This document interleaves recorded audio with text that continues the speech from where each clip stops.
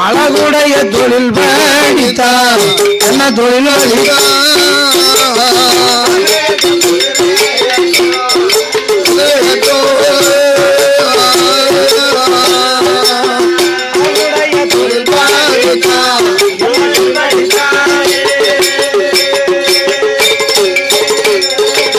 மல்லடவு சிலம்ப தொழில்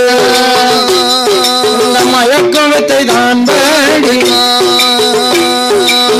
வில்லுவத்தை போரும் வட்டாவிச்சு வாழ்க்கை அவனும் வருஷையுடன் தான் படி மூணடி சிலம்பங்களா சிலம்பங்களா சிலம்பங்களோ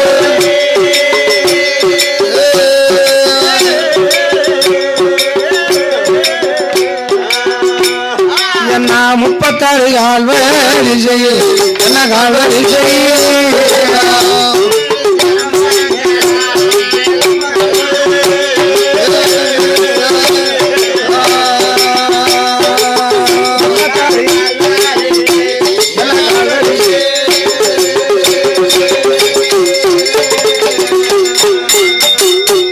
சிங்கம் தனியாத்தான் வரும்.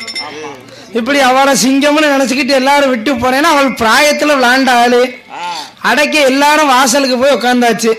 நம்ம தாத்தா உள்ள இருக்கா கூட அவ பக்கத்துல இருக்கணும்லாம் யாரும் நினைக்க கிடையாது. ஆமா கீழே விழுந்தாலும் மீசையில மண்ணு விட்டலையா சிங்களா தான் இருப்பா. ஆக இருப்பதனால 4 அடி சிலம்ப 46 கால் வரிசை 5 அடி சிலம்ப 52 கால் வரிசை இப்படி கால் வரிசை கட்டி சிலம்பம் எல்லாம் படித்து வருகிறான். துள்ளி துள்ளி போகிறானே துள்ளி மயில் போல அந்த குஜலவன் இருவேர்களுமே ஆனந்தமாக படித்து வரக்கூடிய காலம். வால்மீகர் மகரிஷி ஆசிரமத்திலே பிள்ளைகள் எல்லாம் இப்படி வளர்ந்து நிற்க அந்த அயோத்தி மாநகரில் அயோத்தி மாநகரில் அன்னை ஜானகியா இல்லாமல் அருளும் இல்லை பொருளும் இல்லை அருளும் இல்லை பொருளும் இல்லை படி அருள் இல்லா பொருளும் இல்லை அன்னை ஜானகி இல்லாமல் படியிருக்குகிற நாளையிலை தனிமை அறையிலே இருக்கானே அந்த அரிராமன் குராமன் படியிருக்குகிற வேளையிலே தம்பியான வரதாழ்வா ராம் மிதியடியை சிம்மாசனத்தில் ராம் மிதியடியை வைத்துக் கொண்டு ஐயோ தீ நகரு எல்லாம் நகரு எல்லாம் பரதநாட்டி செய்து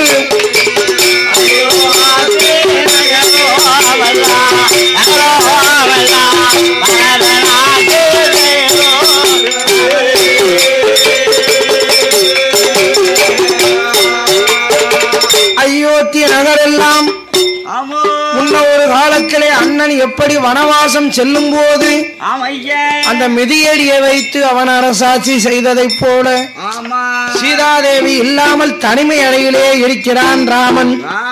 அவ்விதமாக இருக்கும் போது வசிஷ்டமா முனிவர் வருகிறார். வசிஷ்டர் வந்து அரண்மனைக்கு வரும்போது எல்லோரும் எழுந்து நின்று வணங்கினார்கள். அப்படி வணங்கி நிற்கும் போது அண்ணன் ராமனை காணவில்லை. அவன் சிம்மாசனத்திலே ராமனின் மிதியடி இருக்க பாதரட்சை இருக்கே என்று சொல்லி அந்த வசிஷ்டரானவர் அண்ணன் தம்பி இடத்திலே கேட்கிறார். பரதா சத்ருக்கா லக்ஷ்மணா அண்ணன் ராமனை எங்கே என்று கேட்கும் போது ஒரு வண்ணார் மீது வசையை சொல்லி அன்னை ஜானகிய வனத்திலே கொண்டு போய் விட்டு விட்டார் சுவாமி. அதனால் அன்னை ஜானகி அந்த வனத்திற்கு சென்ற நாள் முதல் இன்ற நாள் வரைக்கும் ஒரு அன்னம் காட்சி இல்லை, ஒரு தண்ணீர் தாகம் எடுத்தால் தண்ணீர் குடிப்பதில்லை, தன் நிலை மறந்து அண்ணன் தனிமை அறையிலேயே இருந்து கொண்டிருக்கிறார். அண்ணனை எவ்வளவோ அழைத்து பார்த்தும் தனிமை அறையை விடுத்து அண்ணன் வந்தபாடு இல்லை சுவாமி என்று வசிஷ்டர் இடத்திலே சொல்கிறார். உடனே நமது அண்ணனை அழைக்க வேண்டுமே. ஆனால் வசிஷ்டர் என்ன செய்கிறார்? நான் வந்திருக்கிறேன், குலகுரு வந்திருக்கிறேன் என்று ராமனை அழைத்து வாருங்கள் என்று வசிஷ்டர் சொல்லும் போது உடனே அனுமந்த பெருமானை அழைத்து அனுமந்தன் அழைத்தால்தான் அண்ணன் வருவார் என்று சொல்லி வாழனுமா வாரும் ஐயா வாரும் ஐயா அழிங்க ஐயா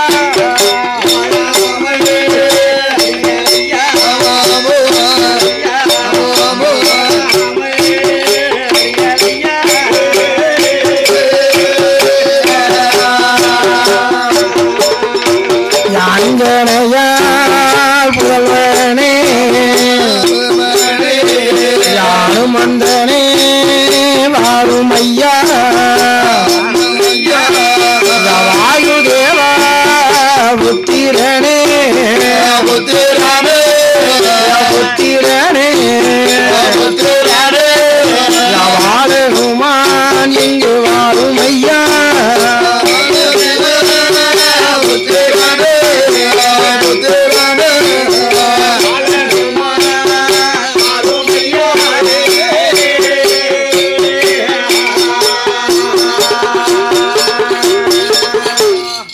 அந்த வாழருமானை அழைத்த நேரத்திலே அஞ்சனையால் தேவி பெற்றெடுத்த அருந்தவ புதல்வன் வாயுதேவன் வாயு புத்திரன் ஓடோடி வந்தான்.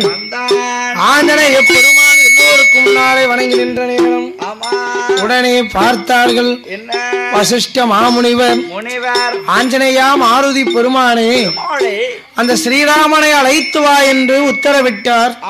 வசிஷ்டருடைய கட்டளையை ஏற்று தனிமேறைக்கு சென்று ராமா ராமா ராமா வசிஷ்ட மாமுனிவர் வந்திருக்கிறார் சுவாமி, அடியேன் வந்து அழைப்புதல் கொடுத்துள்ளார், உங்களை அழைத்து செல்ல வந்துள்ளேன் என்று சொன்னார். என்ன குலகுரு வசிஷ்டர் மாமுனி வந்திருக்கிறாரா என்பதாக சொல்லி ஸ்ரீராமச்சந்திரன் அயோத்தி அரச சபைக்கு வருகிறான். உடனே அரச சபையிலே வரும்போது நடந்த விவரம் எல்லாம் கேள்விப்பட்டேன். ஸ்ரீராமா கவலை வேண்டாம், அன்னை ஜானகி இல்லாமல் அயோத்தி மாநகரத்திலே அருளும் இல்லை பொருளும் இல்லை. அதனாலே ஒரு அசுவமேத யாகம் வளர்த்தோமையானால் அன்னை ஜானகியின் போல திருவுருவ சிலை வேண்டும் அல்லது ஜானகி வேண்டும். அப்போ ராமன் சொல்வார், சுவாமி அன்னை ஜானகி அவள் வயற்றுக்குள்ளே 40 நாள் கற்பத்தோடு இந்த நாடு விடுத்து சென்றவள். காணாத கானகத்திலே தம்பி லக்ஷ்மணன் விட்டு சென்று விட்டு வந்தான். இன்று அவள் ஜானகி இருக்காளா இல்லை இறந்தாளா என்பது கூட தெரியவில்லையே, எப்படி ஜானகி அழைத்து வருவது அப்படின்னு சொல்லும் போது சரி ஜானகிதான் வரவில்லை, அவளை தேடி வர முடியாது என்று சொன்னால் சீதையை போல ஒரு தங்க விக்கிரகம் ஒன்று தயார் செய்து சரி அசுவமேத யாகம் வளர்க்கும் போது அந்த விக்கிரகம் உன் அருகாமையிலே இருக்க வேண்டும். அசுவம் என்கிற குதிரையிலே தானே தனதங்க சூரன் என் தம்பி சத்ருக்கன் தலைமை தாங்கி வருகிறான். என் தம்பி சத்ருக்கனை எதிர்ப்பவர்கள் எதிர்க்கலாம், இல்லையெனில் கப்பம் கட்டி அடிபணிந்து அவன் பின்னால் வர வேண்டும் என்று அசுவமேத யாகத்தின் உச்சந்தலையிலே ஒரு நெற்றியிலே பட்டயத்தை எழுத தொங்கலிட்டு அந்த பட்டயத்திலே இப்படி எழுதி அசுவத்தை அனுப்ப வேண்டும். அசுவம் 4 நகரமெல்லாம் சுற்றி மீண்டும் அயோத்தி வந்து விட்டால் உன் நாடு நகரமெல்லாம் செழித்து இருக்கும். ஆனால் அசுவத்தை அனுப்பி வைக்கும் போது உன்னை எதிர்ப்பவர்களும் எதிர்க்கலாம் இல்லையா ராமா? அதனாலே எதிர்ப்பவர்களிலே இருந்து நம்ம எதிர்த்து சண்டையிடுவதற்கு நமக்கு தகுந்த படைபலங்கள் எல்லாம் தயார் செய்து வைத்துக் கொள் என்பதாக வசிஷ்ட முனிவர் சொல்கிறார். அவர் சொல்லக்கூடிய நாள் ராமா இன்று பௌர்ணமி, இன்றிலிருந்து அடுத்த பௌர்ணமி என்று வருவேன். அசுவமேத யாகம் வளர்க்க வேண்டும், யாகத்திற்கு வேண்டிய ஏற்பாடுகள் எல்லாம் தயார் நிலையில் வைத்துக்கொள் என்று சொல்லிவிட்டு அரச சபை விடுத்து சென்றார் வசிஷ்டர். உடனே பார்த்தான் ஸ்ரீராமச்சந்திரரானவர் சீதை உருவத்தை போல தங்க விக்கிரகங்களை அடிக்க சொன்னான். மனுமயன் தெய்வதட்சன் தேவசிற்பி விஸ்வகர்மாவை அழைத்து சீதையை போல உருவ தங்க விக்கிரக சிலையானது செய்தார்கள். அதிதமாக இருக்கும் போது ஹரிராமச்சந்திரனானவன் நினைக்கிறார் என்ன அனுமந்தனை அழைத்தார். மற்றும் நமது சுமந்திரர் மந்திரி மற்றும் பரதன் சத்துருக்கன் தம்பியாகிய லக்ஷ்மணன் இத்தனை பேர்களையும் அழைத்து நமக்கு கப்பம் கட்டி இதனால் இதுவரைக்கும் நம்மளோடு துணை புரிந்திருக்கக்கூடிய ராஜாக்கள் அத்துணை பேர்களும் அழைத்து இந்த மாதிரி அசுவமேதை யாக வளர்க்கிறோம். அசுவம் என்கிற குதிரையை எதிர்த்து நின்று போரிட வரக்கூடிய மன்னர்களை எல்லாம் எதிர்த்து நாம் ஜெயிக்க வேண்டும். அதுக்கு தேவையான காலார்படை, ஒற்றற்படை, யானைப்படை, இப்படி போர் படைகள் எல்லாம் நமக்கு தகுந்த தயார் நிலையில வேண்டும். தயார் சிலை செய்யுங்கள் அப்படின்னா உடனே ஒவ்வொரு நாட்டிற்கும் அனுமந்தன் தூதுவாக சென்று 55 தேசத்திற்கும் அனுமன் தூது விடுத்தான். அதோடு மட்டுமல்லாமல் அனுமந்த பெருமான் இலங்கைக்கு சென்று விபூஷணனுடைய கோட்டையிலே இருக்கிறானே, மயில் ராவணன் கோட்டையிலே இருக்கிறானே மச்சவல்லவன், அந்த மச்சவல்லவனுக்கும் ஒரு அனுப்பு ஓலை தொடுத்தான். அப்படியாக அனுப்பு ஓலையெல்லாம் கொடுத்துவிட்டு மீண்டும் அயோத்திக்கு வந்து தயார் நிலையில் இருக்க அயோத்தி மாநகரத்திலே அஸ்வமேத யாகம் வளர்க்க வேண்டுமே என்று சொல்லி வரக்கூடிய ராஜாக்கள் காலார்படை, ஒற்றார்படை மற்றும் சேனை படைகள் எல்லாம் நமது வரவேற்க வேண்டுமே என்று சொல்லி அயோத்தி மாநகரத்து எல்லையிலே வெள்ளக்கூடாரம் கட்டி ஸ்ரீராமன், பரதன், சத்ருக்கன், லக்ஷ்மணன் மற்றும் அனுமன் இந்த 5 பேர்களுமாக இணைந்து அந்த வரக்கூடிய படைகள் எல்லாம் சேனாதி படைகளை எல்லாம் வரவேற்றார்கள். ஒவ்வொரு நாட்டிலே இருந்து ராஜாக்களும் வீராதி வீரர்களும் சூடாதி சூடர்களும் குதிரைப்படை, ஆனப்படை, சேனப்படை, காலார்படை, ஒற்றற்படை, இப்படி ஒவ்வொரு படைகளா வருது. இவங்க வரவேற்று அவர்களுக்கு தகுந்த சாப்பாடு நிலையெல்லாம் தயார் செய்து வைத்திருக்கிறார். அப்படி வந்து கொண்டிருக்கும் போது ராமன் சிம்மாசனத்தில் அமர்ந்திருக்கிறார். ராமனுடைய திருவடியிலே சரணாகதி அடைந்த அனுமந்தன் இருக்கிறான். இங்கே ஒரு அனுமந்தன் இருக்கும் போது அங்கே ஒரு அனுமந்தன் நடந்து வந்து கொண்டிருக்கிறார். அப்படி நடந்து வந்து கொண்டிருக்கும் போது ராமனுக்கு ஒரு ஆச்சரியம். என்ன அனுமந்தா, நீ இங்கே அமர்ந்து இருக்கும் போது உன்னை போலவே உன் உருவத்திலே அதோ வருகிறானே அந்த அனுமந்தன் யார் என்று கேட்கிறார். சுவாமி, அடியனின் மகன், சுவாமி அடியனின் புத்திரன். என்னப்பா, ஸ்ரீராம ஜெயம் என்று ராமநாமத்தையே சொல்லி அனுதினமும் என்னையே வணங்கி கொண்டிருப்பாயே அனுமந்தா மாருதி, உனக்கு எப்போது எனக்கு தெரியாமல் கல்யாணம் முடிந்தது? எப்போது இப்பேற்பட்ட இவ்வளவு உயரத்தில் ஒரு மகன் பிறந்திருக்கிறான்? சுவாமி, அடியேன் அசோகவனத்திலே இருக்கக்கூடிய அன்னை ஜானகியை உங்களுடைய கணையாளியை கையிலே கொடுத்து எனக்கு தூது அனுப்பினீர்களே, அப்போ இலங்கை அசோகவனத்திற்கு செல்லும் போது என்னுடைய விந்து லிகிதமானது பூலோகத்திலே ஒழுகியது. அது சமுத்திரத்திலே போய் விழுந்தது. அதை ஒரு மச்சம் எடுத்து விழுங்கியது. அந்த மச்சம் ரிஷிபிண்டம் ராத்தங்காது என்பதற்கு ஏற்ப என்னுடைய விந்து லிகிதத்தை விழுங்கியதால் மச்சம் வச்செடுத்த மகன் மச்சவல்லவன். அவனை மச்சம் வச்செடுத்ததுனால இலங்கையில மயில் ராவணன் கோட்டை பக்கம் அவன் கரை ஒதுங்கினான். அப்ப இந்த என் மகனை மச்சம் வச்செடுத்ததுனால மச்சவல்லவன் என்று மயில் ராவணன் பெயர் கொடுத்து அவனே என் மகனுக்கு பல போர் வித்தை, சிலம்ப தொழில், மாயாஜாலம், அந்திரஜாலம் எல்லாம் கற்றுக் கொடுத்திருந்தான். நான் அதிலும் ஒரு முறை நமது விபூஷணன் அவரு நீங்க உங்களுடைய தம்பி இளையவருமா லக்ஷ்மணன் இந்த 3 பேர்களுமே இருக்கும் போது ஒரு நாள் நான் வாளால் கோட்டையிட்டு வாயால் வாசல் வைத்து காத்து கொண்டிருந்தேன். அப்போது விபூஷண சுவாமி சொல்வார், ஏ அனுமந்தா, என் அண்ணன் மயில் ராவணன், என் தம்பி ராமணன், இத்தனை பேர்களும் என்னை போலவே வடிவம் கொடுக்கக்கூடிய அளவுக்கு பெரிய திறமையானவர்கள். என் தம்பி மயில் ராவணன் இருக்கிறானே, பொல்லாத வம்பன் கொம்பன். நானோ விபீஷணன், என்னை போலவே வடிவம் கொண்டு கூட அவன் வரலாம். இந்த ராமனையும் லக்ஷ்மணனையும் பாதுகாப்பது உனது பொறுப்பு என்று வாளால் கோட்டையிட்டு வாயால் வாசலிட்டு உங்களை காத்து கொண்டிருந்தேன்.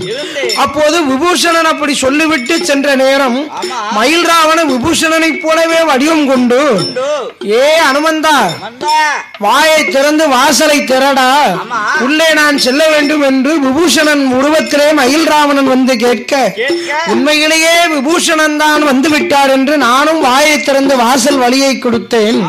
அவன் உள்ளே சென்றவன் உங்கள் இருவரையும் பேரப்பட்டிக்குள்ள வைத்து பாதாள இலங்கைக்கு கொண்டு சென்றான் மயில் ராவணன். அப்போ பாதாள இலங்கையில மயில் ராவனுக்கு படைகள் என்ன? முதல் படை நண்டு படை. அப்பேற்பட்ட மயில் ராவணன் பாதாள இலங்கையில பாதாள பத்ரகாளி அம்மனுக்கு உங்களை பலி கொடுக்க நினைத்தான். அப்போ நான் உங்களை காப்பாற்ற வேண்டும் என்று சொல்லி இருக்கும் போது விபூஷண சுவாமி வந்தார். வந்து ஏ அனுமந்தா, வாயில் வாசலை தர உள்ளே செல்ல வேண்டும் என்று சொல்லும்போது, சுவாமி இப்பந்தானே உள்ள போனீர்கள் என்று சொன்னேன். அப்பந்தான் விபூஷணன் உருவத்திலே மயில் ராவணன் வந்து உங்களை சிறைபிடித்து சென்றது தெரிய வந்தது சுவாமி. உடனே உங்களை காப்பாற்றுவதற்காக பாதாள இலங்கைக்கு வந்து ஒரு அனும பெண்ணை போல வடிவம் கொண்டு ஆற்றங்கரை ஓரம் அமர்ந்திருந்தேன். அப்போ மயில் ராவனுடைய தங்கை சூரதண்டிகை, அந்த சூரதண்டிகை பெண்ணாளுக்கு மாலை சுத்தி குழந்தை ஒண்ணு பிறந்திருக்கு, கொடி சுத்தி ஒரு குழந்தை பிறந்திருக்கு. அப்போ மாலை சுத்தி பிறந்ததுனால மாம மயில் ராவனுக்கு ஆகாது, கொடி சுத்தி பிறந்ததுனால நமது கோத்திரத்தையே அழித்து விடும் என்று சொல்லி அமாவாசை திதி என்று ராம லக்ஷ்மணனையும் தங்கை சூரதண்டிகை பெற்றெடுத்த தவ புதல்வனையும் ஒன்று போல அந்த பாதாள பத்ரகாளி அம்மனுக்கு பலி கொடுக்க வேண்டும் என்று நினைத்தான். யாரு? மயில் ராவணன். அப்போ அந்த பலி பூசையை தடுக்க வேண்டும் என்று சொல்லி நானும் ஒரு அனும பெண்ணை போல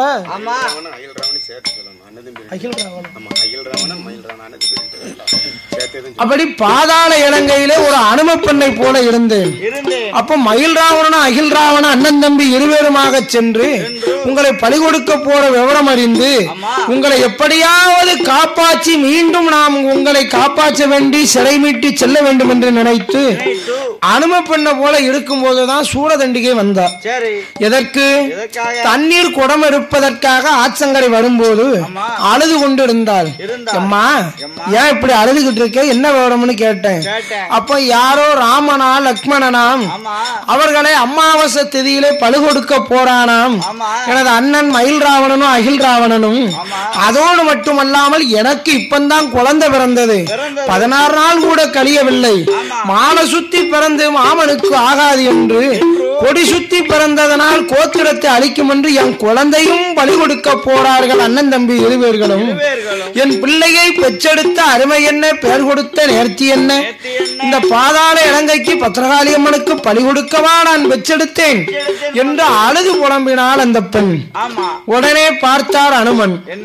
அம்மா, ராமனும் லக்ஷ்மணனும் என் தேவன், என் குருநாதர்கள், என் தெய்வங்கள், என் சேவடிகள், அவர்களுடைய திருவடியே சரணாகதி என்று இருக்கக்கூடியவன் நான். அந்த ராம பக்தனம்மா அனுமன் என் பெயர். என்னை உன் கோட்டைக்குள்ள எப்படியாவது கொண்டு போய் விட்டால் உன் பிள்ளையும் உனக்கு காப்பாத்தி தாரேன், என் தெய்வம் ராமனும் லக்ஷ்மணனை நான் காப்பாத்தி சென்று விடுவேன். அதனால இந்த நீ எடுக்கக்கூடிய தண்ணீர் குடத்துக்குள்ள ஒரு தவளை மாதிரி நான் ஒளிஞ்சுக்கிறதுன்னு சொல்லி தவளை போல இருக்கார். அப்போ மயில் ராவணன் அகில் ராவணன் கோட்டைக்கு காவல் யாரு? மச்சவல்லவன். அவன் இந்த சூரதண்டியை தண்ணீர் குடம் எடுத்துட்டு வரும்போது சோதனை போட்டான். சோதனை போடும்போது அந்த சோதனையில தவளை உருவத்துல அனுமார் இருக்காரு, தவளையை பிடிச்சு வெளியில போட்டான். ஆஞ்சநேயர் விஸ்வரூபம் எடுத்து நின்றார். அப்ப ஆஞ்சநேய அனும பெருமான் மச்சவல்லவனை பார்க்க, மச்சவல்லவன் அனுமானை பார்த்தார். அப்போ ஞானத்தால் அறிந்து இவன் மச்சவல்லவன் என்று தன் மகன் என்று அனுமான் அறிந்து, ஏ மச்சவல்லவா, நமக்கெல்லாம் குருநாதர் ஸ்ரீராம பெருமானும் லக்ஷ்மணனையும் இந்த மயில் ராவணனும் அகில் ராவணனும் பலி கொடுக்க போறாங்க பாதாள பத்ரகாளிக்கு. பலி பூசையை தடுக்க நான் வந்திருக்கேன், தடுக்காதே, தடுத்து மறுக்காதே என்று சொன்னார். எப்பா, நீ எனக்கு அப்பாவே இருந்தாலும் என்னை வளர்த்து பேணி பாதுகாத்தது, இவ்வளவு நாள் எனக்கு அடைக்கலம் கொடுத்தது இந்த மயில் ராவணனும் அகில் ராவணன் தான். அவங்க இருவேரும் தான் எனக்கு இவ்வளவு தூரத்துக்கு வளர்த்து வாலிபமாக்கி இவ்வளவு பெரிய வித்தைக்கு எல்லாம் அதிபதியா என்ன வளர்த்திருக்கான். அவனுக்கு நான் துரோகம் செய்ய முடியாது.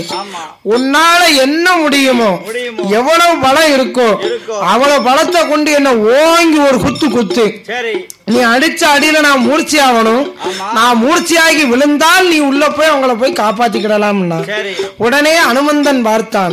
மச்ச வல்லவனுக்கு முன்னாலே வந்து என் தகப்பா வாயுதேவா என்று சொல்லி ஓங்கி மச்ச வல்லவன் மார்பிலே ஒரு அடி அடித்தான். உடனே மச்ச வல்லவன் மூர்ச்சையானான். மூர்ச்சையானதும் அந்த குழந்தை எடுத்து சூரதண்டிகை கையிலே கொடுத்து விட்டு ராமனையும் லக்ஷ்மணனையும் மீண்டும் அவன் விபூஷணன் இடத்திலே ஒப்படைத்து இவர்கள் வாழ்ந்து வந்தார்கள். அன்றுதான் மன்னா சுவாமி என் மகனை பார்த்தேன். இப்போது பாதாள இலங்கையிலே விபூஷணன் ஆண்டு வருகிறார். அதனாலே என் மகன் மச்சவல்லவனை அழைத்திருக்கிறேன் இந்த போர் தொடுப்பதற்கு என்று சொன்னார் அனுமந்தன். இதனை காது கொடுத்து கேட்டார் ராமன். அனுமந்தன் சொன்னது போல மச்சவல்லவனையும் அழைத்து தனக்கு தேவையான படைகளையும் ரதாதிபதிகளையும் அழைத்து வந்து சேனை படைகளாக தயார் நிலையிலே உள்ளார். அப்படி இருக்கக்கூடிய நாளில் அந்த பௌர்ணமி திதியதிலே வசிஷ்ட முனிவர் வார போது அயோத்தி மாநகரில் 12,000 பிராமணர்கள் உபதேசிக்க அசுவமிதையாகமது அயோத்தியில் நடக்கும் ஐயா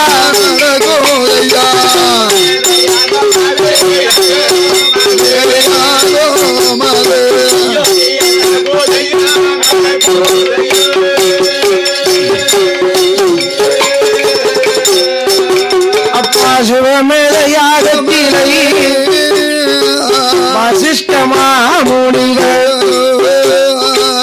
அவருடைய தலைமையில் மேதையாகமது வளருதையா.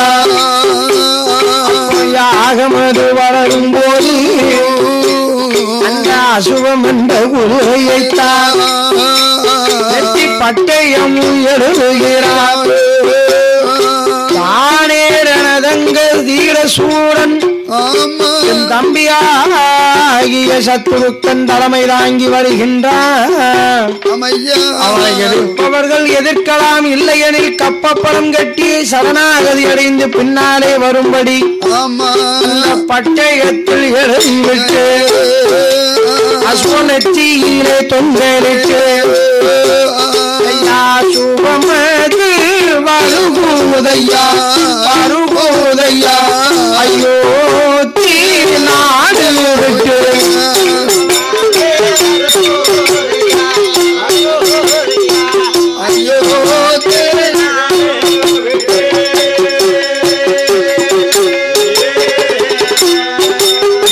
சுபம் வாரபோது வருகை தரும் வேளையிலே ஐயா ஒவ்வொரு நாடரிலும் எல்லா மன்னரும் அடிபணிந்து அசுவம் பின்னாலே வாராது சாமி எப்படியாயிருக்கும் போது அசுவமது வருதையா வால்மீகர் வனமதியிலே வனமதியிலே மறுபூதையா சுவமது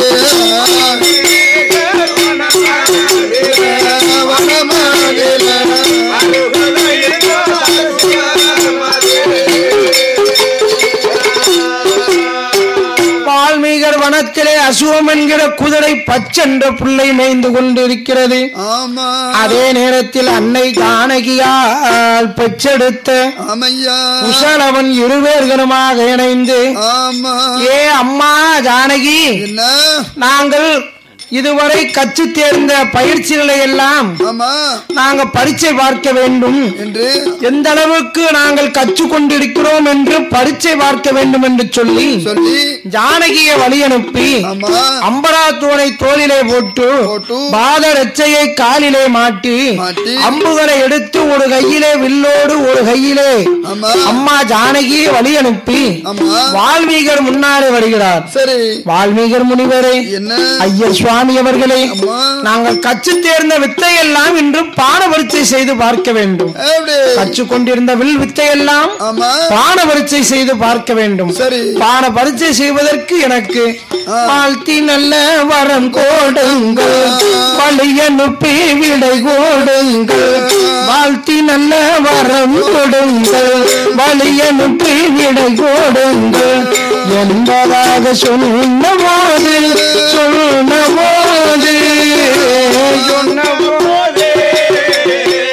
ஏது சொல்வார் வாழ்வீக வாழ்வீக ஐயா வாழ்வீக.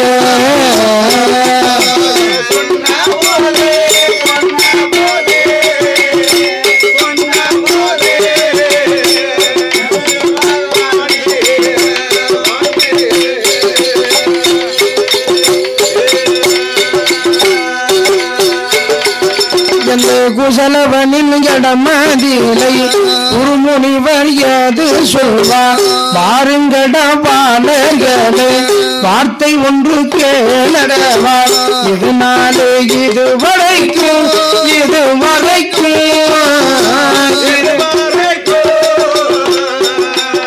எப்பா என்னுடைய வாசலிலே நீங்கள் வளர்ந்தீர்கள்.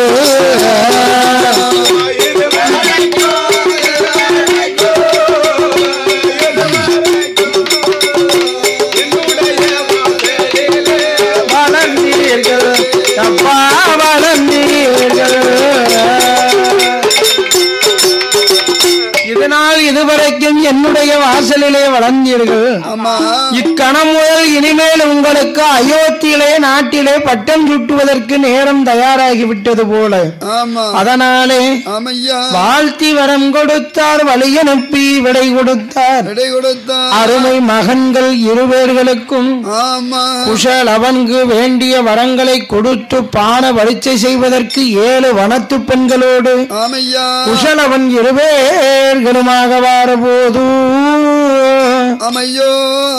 அப்படியாக வாழ்ந்து வரக்கூடிய காலம்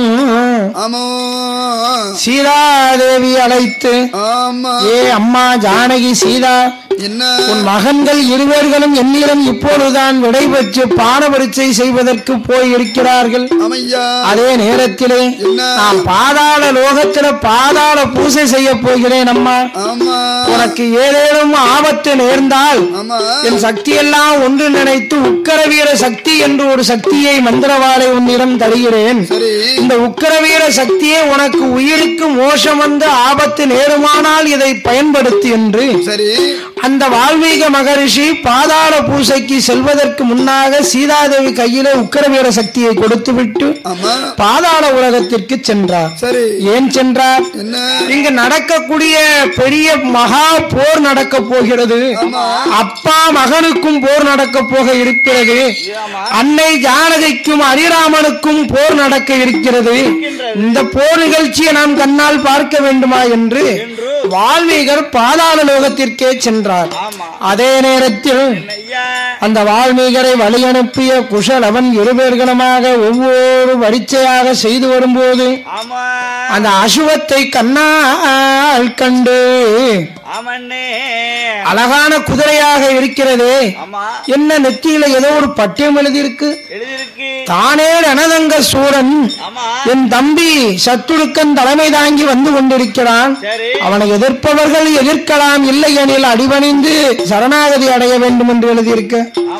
அப்பேற்பட்ட வீரன் யார் என்று பார்ப்போமே அப்படின்னு சொல்லி அசுவம் என்கிற குதிரையை பச்சென்ற புல்லை மேய்ந்து கொண்டிருக்கக்கூடிய அசுவத்தை பிடித்து மரத்திலே கட்டி வைத்து இந்த குசனும் லவனுமாக சேர்ந்து அம்பரா தூணை நமது தலைக்கு வைத்து விட்டு இருவேரும் படுத்திருக்கார். அப்படி இருக்கும் போது அந்த அசுவம் அதை காணாமல் சத்துருக்கன்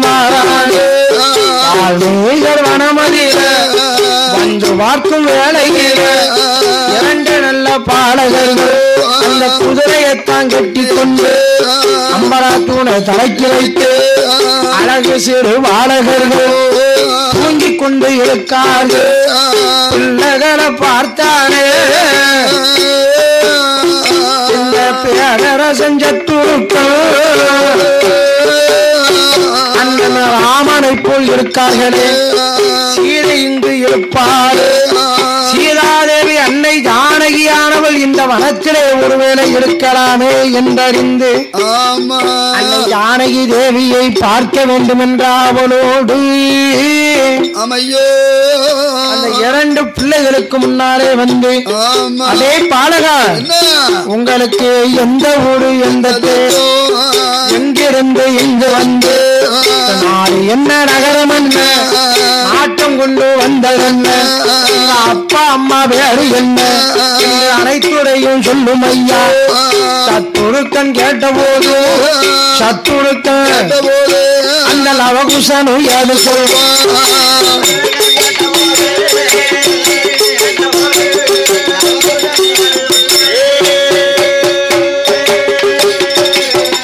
இப்படி இருந்த போது, ஏய் ஐயா, சண்டையிட வந்தன்னு சொன்னா சண்டைதானாடா எங்களோட இடணும். அதை விடுத்து விட்டு ஊர் என்ன, பேர் என்ன, விலாசம் என்னன்னு கேட்கிறியப்பா. ஐயா பாலகர்களே, விதண்டாவாத பேச்சு என்னிடம் வேண்டாம். உங்களுக்கு ஊரு, பேரு, அப்பா அம்மா யாரு என்ற விவரம் எல்லாம் என்னிடம் சொல்லுங்கள் என்று சத்துருக்கன் கேட்கும் போது உடனே பார்த்தார் பாலகர்கள். எனக்கு அம்மா பேரு சீதை, அம்மா பேரு சீதாதேவி, ஐயர் சுவாமி வால்மீகி, பிறந்ததும் வனமதியில, வளர்ந்ததும் இந்த வனம், வால்மீகர் வனமதியில வளர்ந்து வந்த இடம்தானே என்று குசலவன் சொன்ன போது காதில் கேட்ட சத்துருக்கள் அம்மா பேரு சீதை என்று சொல்கிறான். கேட்க இனிமையாக இருக்கு. சீதாதேவி அன்னையை நினைவுபடுத்துகிறது. ஆனால் ஐயர் பெயர் வால்மீகர் என்று சொல்கிறானே, அப்பா பேர் ஹரிராமன் என்றல்லவா சொல்ல வேண்டும். அதை விடுத்துவிட்டு இந்த பாலகர்கள் இப்படி சொல்கிறாரே என்று எங்கே மதிமை எங்கே நின்றானே பார்த்தாரே பாலகர்கள். சண்டையிட வந்தவனே, சண்டையிட வந்தவனே, சண்டையிட்டு ஜெயிச்சு போடா.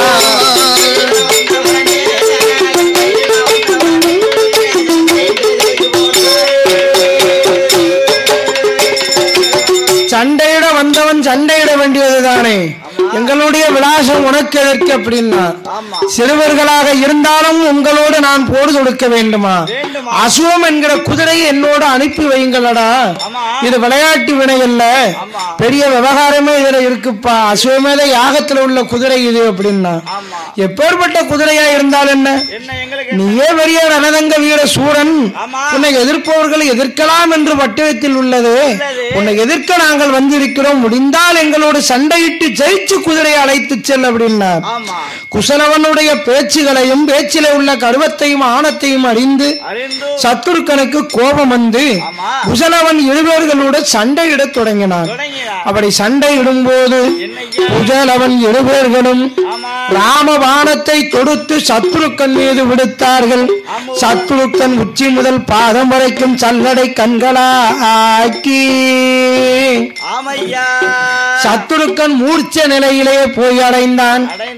இந்த விவரம் எல்லாம் படைகள் எல்லோரும் போய் சொல்ல பரதன் வந்தான். இதே பிள்ளைகளை கண்டதும் அண்ணன் ஞாபகம் வந்தது, சீதை அம்மா ஞாபகம் வந்தது. உடனே விவரங்களை கேட்கும் போது எங்க கிட்ட யாத்திலே ஒருத்தர் விவரம் கேட்டுதான் இப்படி சல்லடை கண்களாக்கி வச்சிருக்கோம், நீங்களும் ஆக போறீங்களாடா, வாங்கடா டே அப்படின்னு சொல்லி குசலவன் 7 பேரும் சண்டையிட்டான். அதே நேரத்திலே பரதனையும் சல்லடை கண்களாக்கி மூர்ச்சையாக்கி விட்டார். அடுத்து லக்ஷ்மணன் வந்தான். ஒரேடியா போச்சு.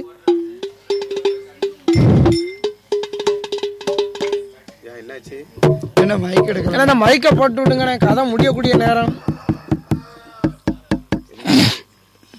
ஒரே அப்படியே இறங்கி அப்படியே இறங்குது, அப்படியே ஆட்டோமேட்டிக்கா உட்காந்துருது. கொஞ்சம் சவுண்டு கொஞ்சம் வச்சிருங்க. என்ன தன்னால இறங்கிடுது, தன்னாப்புல அப்படியே இறங்கி இப்போ மொத்தத்துல சீவன் போயிட்டு உலகு.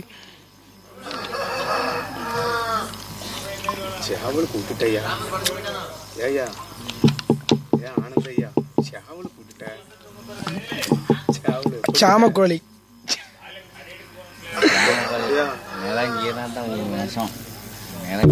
சுச்சி ஆன்ல தான் இருக்கு.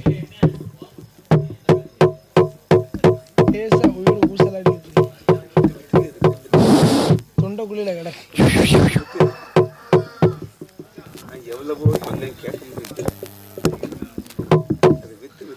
ஆன்ல தான் இருக்கு எல்லாமே.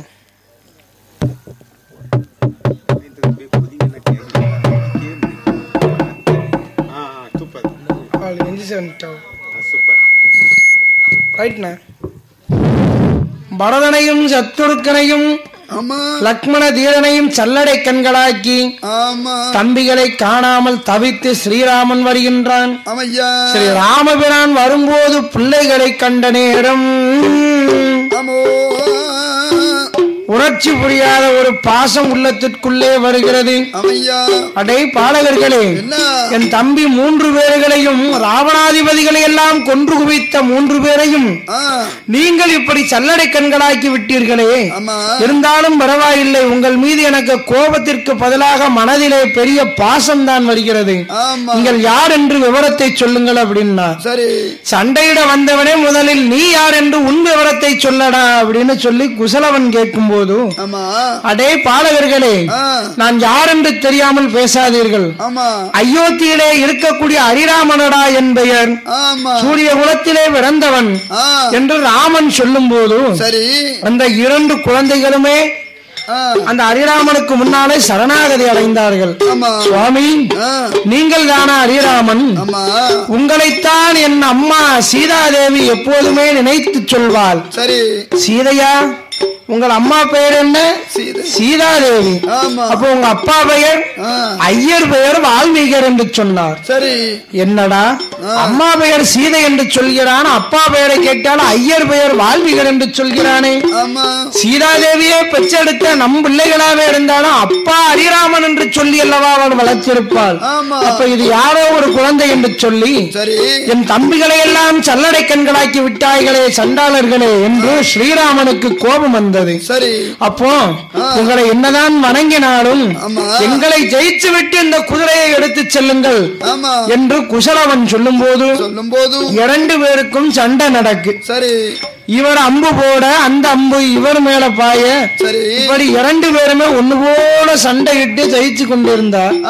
இவரை அவரடிக்க அவரை இவரடிக்க என்று சண்டை நடக்கு. இதை கண்ணாலே கண்ட வனத்து பெண்கள் எல்லோருமாக வந்து கண் கயல்கள் என்று பதறி இருந்து நின்றார்கள். அதே நேரத்தில் குசலவன் 2 பேர்களும் ராமனை நினைத்தே ராமன் மீதே ராமபாணத்தை தொடுத்து ராமனையும் சல்லடை கண்களாக்கி விட்டார்கள். உடனே அங்கு உள்ள படைகள் எல்லாம் மூர்ச்சையானது.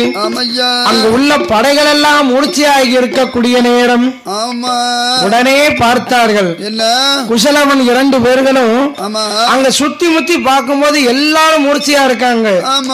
ஆனா 2 குரங்கு மட்டும் உயிரோட இருக்கு. அது என்னெல்லாம்?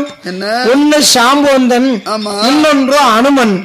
இந்த 2 குரங்குகளையும் அழைத்து, ஏ குரங்கு குட்டிகளே ஓடி வாருங்கள் என்று சொல்லி ஹரிராமன் லக்மணன் 2 பேர்களுடைய ஆடை ஆபரணங்கள் அம்பு வில்லு எல்லாம் சேர்ந்து ஒரு பொட்டணமும் அதை அனுமார் தலையில தூக்கி வைத்தான். பிறகு பரதனுக்கும் சத்துருக்கனுக்குள்ள ஆடை ஆபரணங்கள் அம்பராத்தோடு வில்லு எல்லாத்தையும் சேர்த்து ஒரு பொட்டணமா கட்டி சாம்போன் தலையில தூக்கி வைத்தான். வனத்து பெண்கள் பதறி சீதாதேவிக்கு முன்னாலே ஓடி வருகிறார்கள். இங்கே இவ்வளவு பெரிய போர்க்களம் நடந்து விட்டதே என்று பதறி வரும்போது இந்த குசலவன் 2 பேர்களும் குரங்கு குட்டிகளை அப்படின்னு பத்திக்கிட்டே வார வந்து, ஏ அம்மா, ஏ சீதா, அம்மா ஜானகி, தனிமையாக இருக்கிறேன் என்று சொல்லிக் கொண்டே இருந்தீர்களே, உங்களுக்கு விளையாட 2 குரங்கு குட்டிகளை கொண்டு வந்திருக்கிறேன் பாருங்கள் என்று சொன்னார். குரங்கு என்று சொல்லவும் அன்னையாகிய ஜானகிக்கு அனுமந்தன் ஞாபகம் வந்து, ஏ அனுமந்தா, மாருதி அனுமந்தா என்று ஓடி வருகிறாள். என்ன நேர்ந்தது? என் தலைவனுடைய அம்பராத்தோன் வில்லு ஆபரணங்கள் எல்லாம் இருக்கிறதே என்று அழுது புலம்பும் வேளையில் அன்னை ஜானகியே கண்ணீரை துடைங்கள், கவலையை விடுங்கள், எதுவும் பேசாதீர்கள், என்னோடு வாருங்கள் என்று அனுமந்தன் முன்னடக்க அன்னை ஜானகி சீதாதேவி பின்னடக்க போர் நடந்த இடத்திலே போய் பார்க்கும் போது ஆஞ்சநேய பெருமான் ஸ்ரீராமனுடைய சடலத்தை பார்த்து அன்னையாகிய ஜானகியானவள் என்கணவா ராஜமன்னா எனக்கு வாய்த்த மன்னவரே ராஜன்மதிலை நகரதிலை ஐயா ஜனகனுக்கு மகளாய் பிறந்து நாம் பூத்து நிறைந்திருந்து சுயவரம் நிகழ்ச்சி நடக்கும் போது 1000 கிங்கரிகளாலும் அசைக்க முடியாத வில்லெடுத்து அந்த வில்லை வளைத்து என்னை மாலையிட்டு வந்தீரே என் மன்னவா, இப்படி மாண்டு மடிந்ததென்ன மங்கை ஜானகியால் அழுதாலே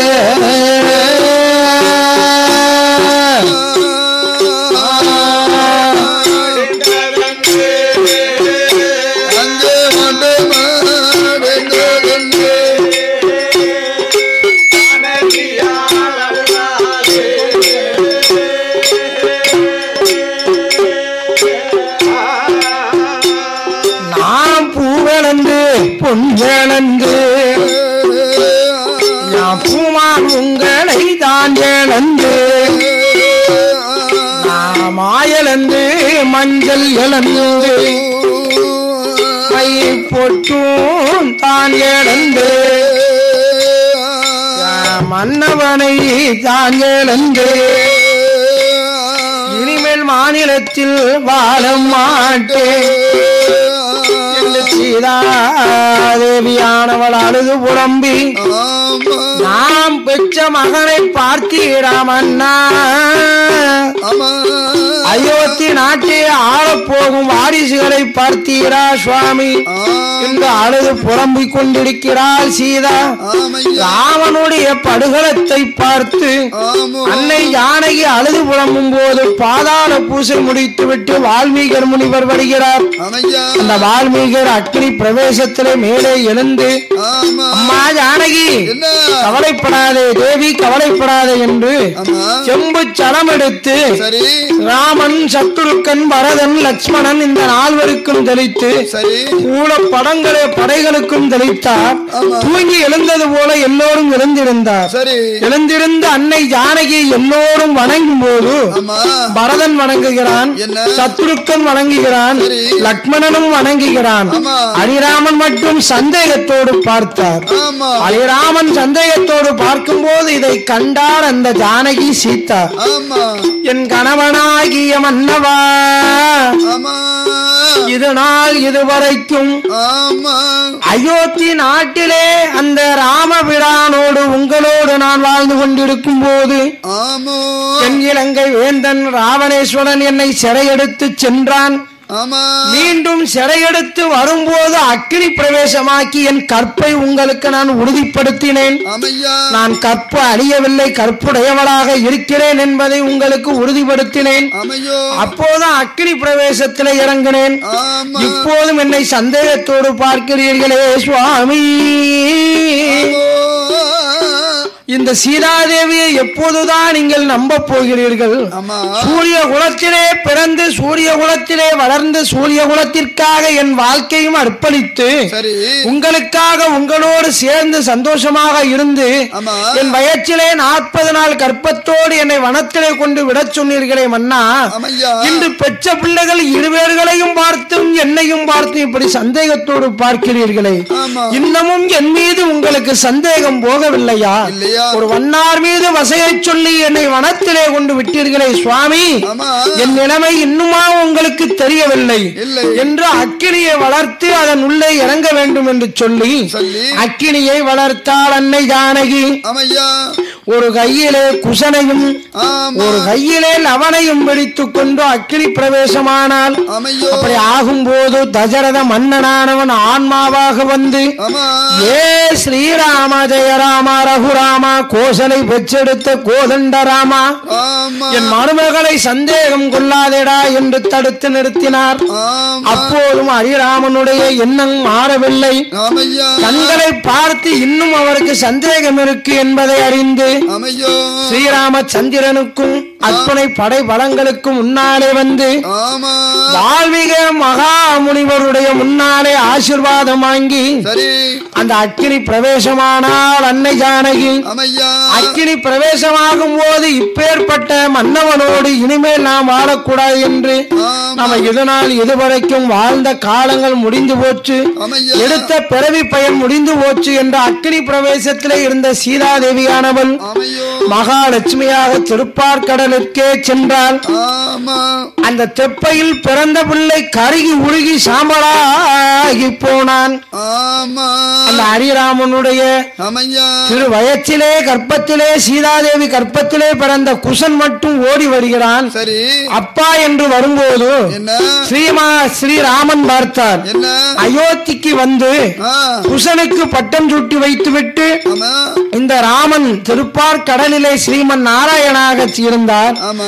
அந்த லக்ஷ்மண பெருமாள் அவர் பள்ளி செய்து வரக்கூடிய அனந்தன் என்கிற சயனம் ஆதிசேடனாக மாறியது.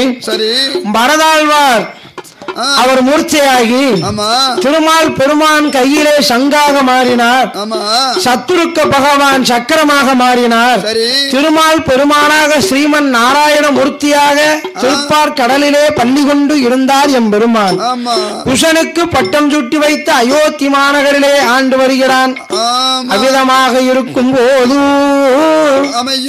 தெப்பையில் கருகி உருகி போன மகன் சாம்பலாகி போய் இருக்கிறான். உடனே அங்கு ஆண்டவரும் உதயமாகி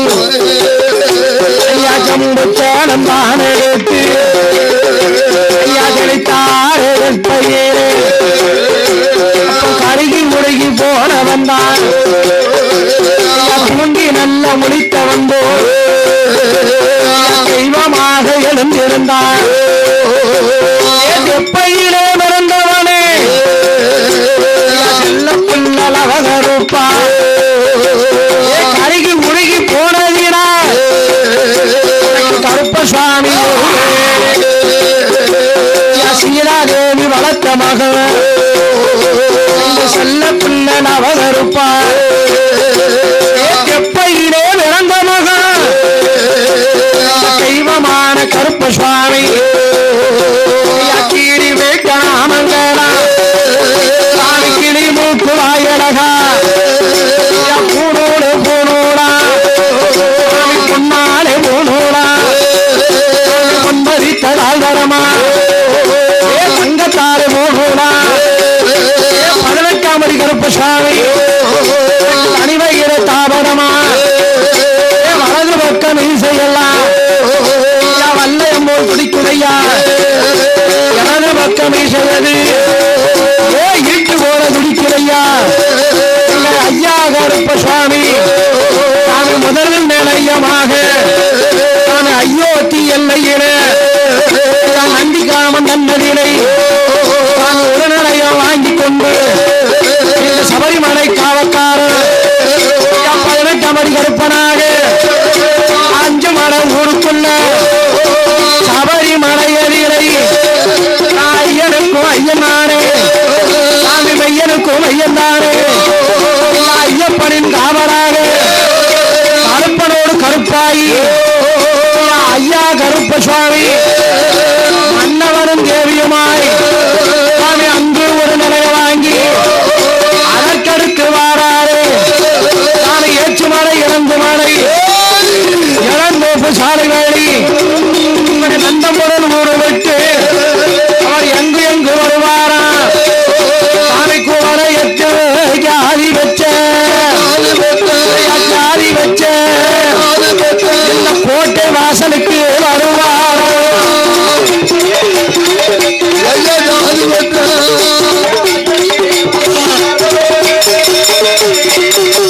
ஐயா கோட்டை வாசல் வாரபோது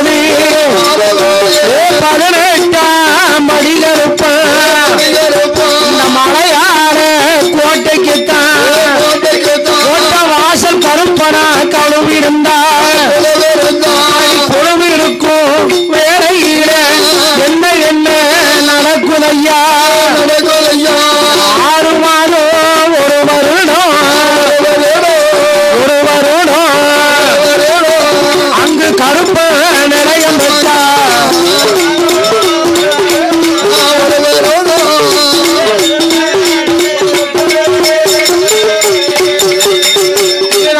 இருக்கும்போது கோட்டை வாசல் கருப்ப சுவாமியாக 18ஆம் அடி கருப்ப சுவாமியாக எம்பெருமான் கோபால கண்ணனுடைய வம்சத்திலே பிறந்து தெப்பையில் பிறந்து வால்மீக ரிஷி வனத்திலே வளர்ந்து சீதாதேவி வளர்த்த பிள்ளை லவகருப்ப சுவாமி கோட்டை வாசல் கருப்ப சுவாமியாக கோட்டை வாசல் கதலை தொட்டி அந்த கழுதை ரொட்டி ஊரிலே குறைவாக வீச்சிருக்கும் போது அந்த நாட்டிலேயோ நல்ல நாட்டிலேயோ நல்ல நாவலர்கள் புகழும்